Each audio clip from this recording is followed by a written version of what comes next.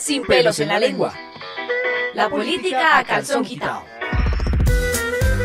Bueno, bienvenidos a este nuevo episodio del podcast de la sección política del Tiempo, casa editorial Sin pelos en la lengua, semanalmente todos los lunes, con los temas que debatimos aquí en el interior del periódico antes de ofrecerles a ustedes esos enfoques ya definidos y ya estructurados. Siempre tenemos esos debates que queremos transmitirles también a través de este podcast. Edulfo Peña, editor político, bienvenido. Hola, Jorge Enrique Meléndez, subeditor, bienvenidos. Y el tema es apenas obvio, y es todo el remesón en el que está en este momento el partido Cambio Radical entre el sector de Germán Vargas Lleras y el sector de los Char, por cuenta de algunos episodios que han venido sucediendo en las últimas semanas, como el apoyo del sector de los Char al plan de desarrollo, desoyendo las indicaciones del jefe natural del partido, de Germán Vargas, pero también un poco la semana pasada la elección del sector de Vargas Lleras del siguiente presidente de la Cámara, en cabeza del representante Carlos Cuenca. El fin de semana, Juan Francisco, yo creo que es el que más velitas parece que está subiendo a Montserrat, el representante Cuenca, ¿no? Después de la columna que publicó Germán Vargas en El Tiempo, donde hace toda una serie de señalamientos. Ahora sí tiene más futuro a la presidencia del Baupés, ¿sí? ¿Será? pero digamos, uno sí se debería de preguntar, Edulfo, ¿quién pierde más en esta contienda, el sector de Vargas o el sector de los Char? Primero que todo voy a dar un poquito de contexto, Francisco. ¿Cuál es el contexto?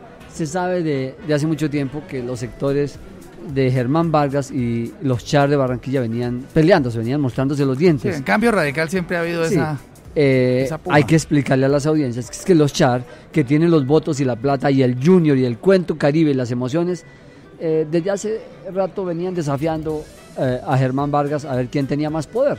Porque repito, ellos tienen el Junior, tienen la plata, tienen la Olímpica, tienen el cuento Caribe. Y tienen también muchos alcaldes, concejales, diputados en la costa que son cercanos a ellos. Germán, pues hombre, claro, Germán es precandidato presidencial, es vicepresidente, pero el punto donde se origina todo es en eso. Segundo, eso ya a la luz de hoy se rompió después de la columna en la que Germán Vargas en El Tiempo este domingo dijo que el presidente Iván Duque los está comprando con dádivas, con mermelada, y dio nombres propios. Germán Vargas dijo que la aeronáutica, Luis Eduardo Díaz Granados le ofrecieron la aeronáutica. Entonces, pero también dijo que el señor Díaz Granados estaba inmerso en un delito, por corrupción, y que a un socio ya lo metieron en la cárcel. Después de haber dicho todas esas cosas, yo me pregunto 4 cosas, Meléndez y Balbuena. 1, me pregunto qué irá a pasar entre los Char y Germán Vargas. Yo creo que esa relación está rota, yo creo que más futuro tiene un divorcio, unos compañeros que conozco aquí en el periódico. Segundo, ¿qué va a pasar en la relación de Germán Vargas con el gobierno de Duque? También yo creo que eso se rompió porque fue muy dura la acusación. Yo pregunto, ¿qué va a pasar con Germán Vargas y su proyecto político? Habrá que ver cómo se replantea, pero como los que hicimos este domingo, Germán se va a ir a la oposición, Germán se va a ir a buscar una oposición desde el centro del espectro político contra Duque. Que le funcione o que no le funcione, esperemos a ver qué pasa. Entonces, y la otra pregunta es, ¿qué va a pasar con el proyecto político mismo de los Char en el Caribe? Me hago esas 4 preguntas, a ver si ustedes me mandan con esas respuestas para casa. Pero mira, a mí me parece que hay algo importante, Edulfo, que no podemos desconocer, y es que Germán Vargas da nombres propios, ¿sí?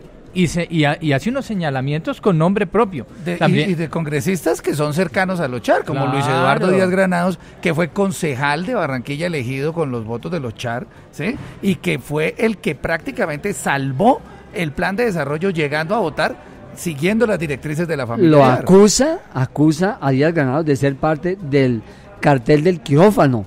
Una asociación para delinquir de unos políticos que se robaron un poco de plata a la salud. Y dice que un socio de Díaz Granados, que además lo describe como entró al Congreso a votar el plan de desarrollo, que un socio de él ya está en la cárcel. Y le advierte que se cuide de la investigación que le está haciendo la Corte Suprema. ¿Usted cree que hay posibilidades de unión entre los Char y... Pero ¿será que esa ruptura sí es así de radical, como Cambio Radical? Pues a mí me parece que hay 2 cosas también que tenemos que mirar. Uno son las denuncias concretas que está haciendo el señor Germán Vargas.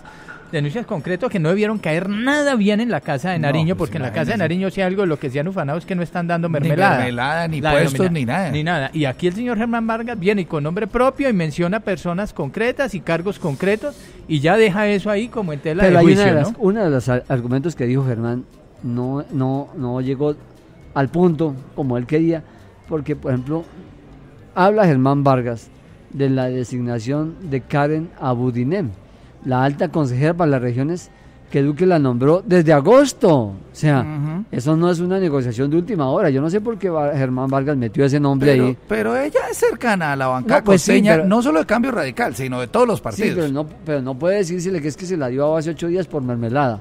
Ahora, lo que sí no entendí bien es la nueva jefa de FONADE, que esa sí también es de las entrañas de los Char. Pero también diría, ¿sabe qué? Como que Duque... Me contaron que el presidente Duque cenó el pasado viernes con los Char en Barranquilla o en Cartagena. ¿Está bien? Sí, claro, y Uribe cada vez que va para Cartagena hace escala en Barranquilla y habla con los Char. O sea, ¿está frito Germán? Él es amigo de Fuad Char. Él es amigo de Germán, de Fuad Char. Pero, o sea, hay una frase que dice que todos los caminos conducen a Roma. Todas las conclusiones sí parecen ir en el sentido en que tal vez el sector de Germán Vargas en Cambio Radical podría ser el más afectado si esta pelea se mantiene. Pero esperemos a ver, por ejemplo, qué va a pasar con las objeciones. ¿Será que después de todo lo que ha pasado, que no sabemos qué va a pasar, Germán logra, con lo que le queda de partido, derrotar al presidente Duque en el tema de la JEP? ¿Será que Germán, con lo que le queda de partido, logra tumbarle la reforma tributaria al presidente Duque? ¿Será que Germán Vargas se le logra atravesar en los únicos 2 o 3 proyectos que tiene el gobierno en el Congreso con su nueva presidencia de la Cámara? ¿Será que Germán logra poner al final la presidencia de la Cámara? Que es la gran pregunta, fue como comenzamos.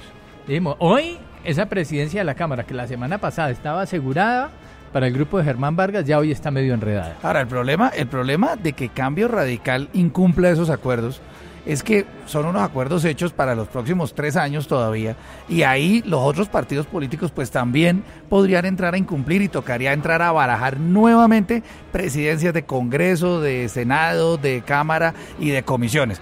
Ahora, el otro tema que está aquí envuelto es el tema de las elecciones locales de este año, donde evidentemente, como lo advertía Edulfo al principio, pues el poder de los Char en la costa es supremamente alto. Hay encuestas que hablan de 6 de 7 ciudades capitales en la costa que se quedarían en manos de los Char. Si esta pelea no se soluciona, ¿qué camino van a coger los Char? Yo no creo que los Char amanecieron hoy preocupados de qué camino cogemos. No, los Char tienen mucho dinero, tienen un poder político acumulado de décadas, tienen toda una estructura política en el Caribe que saben cómo funciona, tienen, repito, al Junior, y los Char arman una cosa por firmas, tienen todo el dinero para eso. Ahora, la otra opción que Jorge Enrique es un poco escéptico de eso, es que se unan con Uribe y haya ahí como una alianza y haya un aval del Centro Democrático a ellos. Pero usted es como escéptico de eso. No, los Char a los Char, ¿qué les interesa hoy?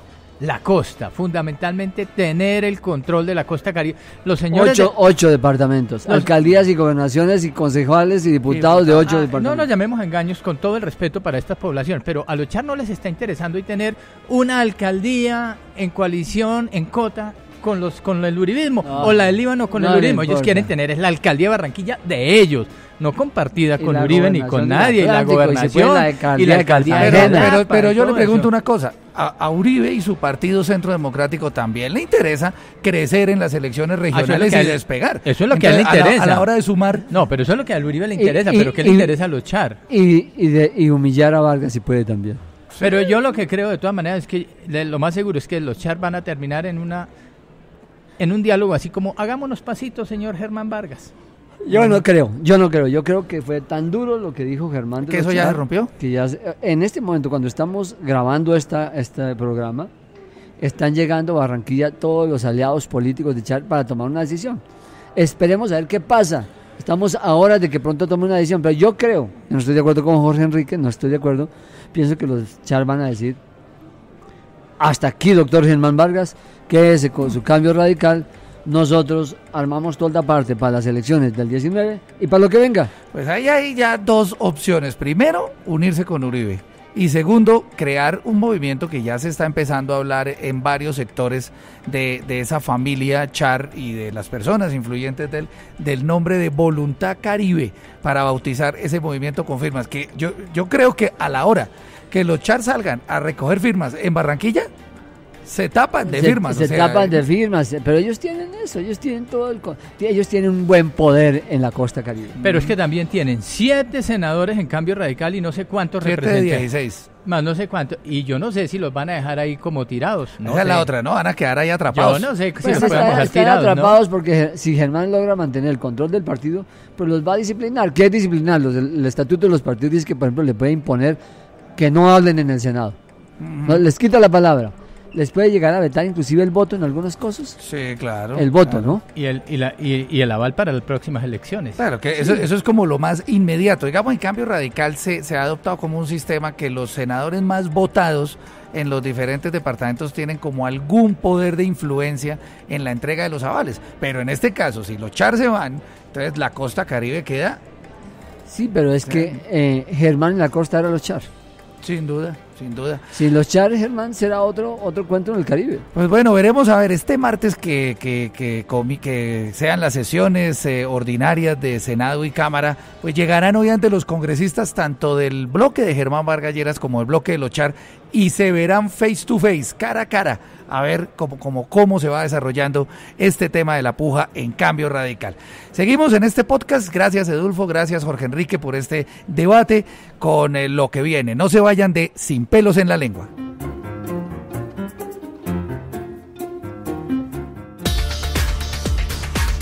Escucha los podcasts del Tiempo también en Spotify.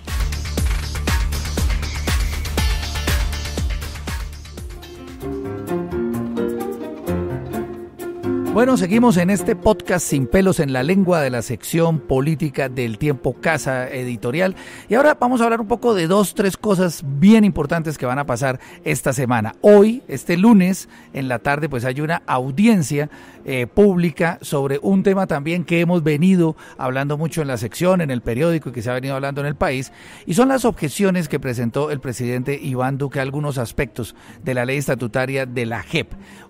La comisión accidental en la Cámara, que tendrá que tomar una decisión, pues va a ser una audiencia para escuchar voces y eso. Javier Forero, bienvenido. ¿Cómo es eso? Juan, se va a citar a la audiencia, se van a escuchar a las partes involucradas en este tema, pero básicamente esa subcomisión ya tiene decidido... Ellos ya tienen decididos qué van a hacer y qué es lo que van a hacer. Digamos, la subcomisión está conformada por 7 representantes a la Cámara. 5 de ellos defienden lo pactado en La Habana y van a presentar un informe pidiendo rechazar las objeciones. A la plenaria de la Cámara. Y hay otros 2 representantes, uno del Centro Democrático y uno del Partido Conservador, que van a presentar un informe pidiendo que se acepten estas objeciones. Hay que hacer una claridad, y es que se había dicho la semana pasada que el informe mayoritario iría a pedir al Congreso que no tramite las objeciones. Pero tras la decisión que tomó Cambio Radical de rechazar esas objeciones, este grupo se dio cuenta que podía tener mayoría en la plenaria y va a cambiar el sentido del informe. Bueno, como está viendo usted las cosas en la Cámara, con las cuentas y con todo, ¿cree que ese informe sea aprobado? ¿Cómo lo ve en el papel? Estos 5 están confiados en que tienen las mayorías. De hecho, uno de ellos, que conversamos con uno de los representantes, dice que se van a presentar argumentos jurídicos por los cuales se deben rechazar las objeciones, pero que se va a propiciar un hecho político, y es vencer al gobierno en la plenaria de la Cámara. Bueno, no sabemos todavía si mañana mismo se presenta el informe, si el martes mismo se presenta el informe. Primero van a escuchar a los actores en la audiencia pública. Bueno, el otro tema que está metidísimo en la agenda nacional es el tema de la minga indígena, el tema de la protesta de los indígenas del Cauca, que ya empieza la 4ª semana con bloqueos en la vía panamericana, afectación a Nariño, al mismo Cauca, al valle por el desabastecimiento de alimentos y medicinas, y las posiciones radicales tanto del gobierno como de los indígenas para sentarse a empezar a hacer acuerdos. Ha habido diálogo, este domingo lo suspendieron los indígenas porque temen acciones de la fuerza pública en contra de ellos, pero más estancado esto no puede estar, Mateo, que nos acompaña hoy. ¿Qué va a pasar ahí? ¿Qué ha pasado con los indígenas? Así es, Juan Francisco, los diálogos están estancados, congelados, y todo indica que va a haber bloqueos para rato. Básicamente están en un punto, a pesar de que llevan ya el gobierno lleva unas 2 semanas de diálogos. Dialogando, allá está la ministra del Interior y el consejero de la Paz, ¿no? Sí, llevan 2 semanas aproximadamente allá, no se han ido del territorio, lo cual demuestra una buena voluntad por parte del gobierno. Tuvieron 4 o 5 días de diálogo con la Minga del Cauca, que es la más fuerte, que es la que mantiene bloqueada la Panamericana, pero se levantaron de la mesa los indígenas. Hay que resaltar que el gobierno siguió yendo, aunque los indígenas no fueron, y el problema radica en que los indígenas reclaman la presencia del presidente.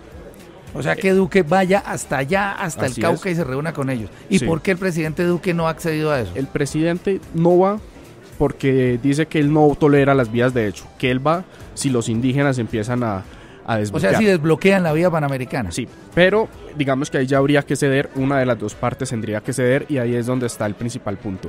Y otro de los puntos por los cuales el presidente no va, y lo ha manifestado la ministra del Interior, es que no hay una ruta o un plan de acción para llevar a cabo esas reuniones, y dice la ministra, básicamente los indígenas quieren que les entreguen esa plata, 4.6 billones reclaman, pero no hay un plan de ejecución. ¿De cómo los ejecutarán? Entonces el gobierno no cede en eso. Pero creo que también tenemos que ver que aquí hay un hecho político más allá de esta discusión entre el gobierno y los indígenas, y es que el presidente Iván Duque ha venido un poco fortaleciendo su discurso, entonces tampoco ceder ante los indígenas, pues... Claro, el discurso de la legalidad, que es uno de los principios del gobierno, y evidentemente pues el bloqueo de vías es una cosa que no está contemplado en las leyes. Bueno, veremos esta semana a ver cómo se desarrolla. Muy importante, este martes va a haber un debate de control político en la Comisión Primera del Senado sobre este tema de la minga indígena y la posición que ha tenido el gobierno frente a estos diálogos. Está citando parte de la bancada del Cauca, parte de la bancada de Nariño también, y algunos congresistas del Huila. Y finalmente, este miércoles arranca un tema que es bien importante también para el país y del que se ha venido hablando en los últimos años tal vez, y es el tema del fracking. Hay 3 proyectos de ley en la Comisión Quinta del Senado, uno de ellos orientado a la prohibición absoluta de esta práctica en Colombia, otro creando como una especie de moratoria para el otorgamiento de licencias a las empresas que desean hacer explotación con fracking, y el Congreso decidirá finalmente, después de la comisión de expertos y de las recomendaciones, pues cuál será el futuro del fracking en Colombia. Y hay una cosa para agregar a propósito del último tema y con el que está mencionando, y es que una de las peticiones de los indígenas es también poder influir en eso. Sí, ellos están en contra del fracking, y dentro de las peticiones que ellos... Sí, lo que han dicho muchos expertos es que dentro de las peticiones de los indígenas hay cosas pues que realmente ni los benefician ni los perjudican a ellos. Están pidiendo también el poder intervenir en el manejo de las relaciones de Colombia con Venezuela, por ejemplo, que son cosas muchos sectores del gobierno han manifestado que no son temas de los indígenas. Bueno, hasta aquí por hoy este podcast de la sección política de El Tiempo, casa editorial Sin Pelos en la Lengua. Muchas gracias a ustedes, a Mateo, a Javier. Yo soy Juan Francisco Balbuena, y muchas gracias por oírnos y escucharnos en esta cita que nos encontraremos nuevamente la próxima semana. Gracias.